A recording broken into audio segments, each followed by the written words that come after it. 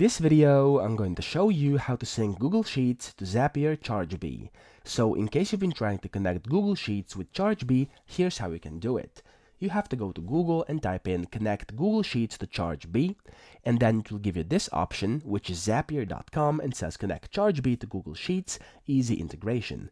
You simply want to click on this website, and in here, you can see connect Chargebee to Google Sheets and automate your work, and it gives you an option to choose a trigger over here in the Chargebee as well as inside Google Sheets.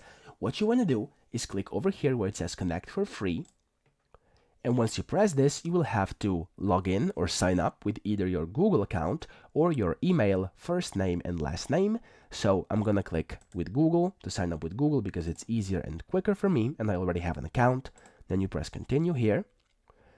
And once this loads up, as you can see, you will instantly have kind of an integration done for you. So the first one is Chargebee, as you can see, and the second one is Google Sheets over here.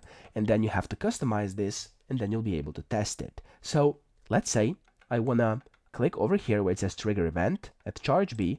You wanna select an event. So let's say we're gonna go new customer, and then it says triggers when a customer is created. And then you have to, of course, connect Chargebee as well. So you'll have to simply log into Chargebee. Okay, as you can see, you have to allow it your access to Chargebee account. You do this by this, and you will need an API key as well. And then you can press yes, continue to Chargebee and log in. And then the exact same thing with Google Sheets. So you simply have to go over here, press choose an event.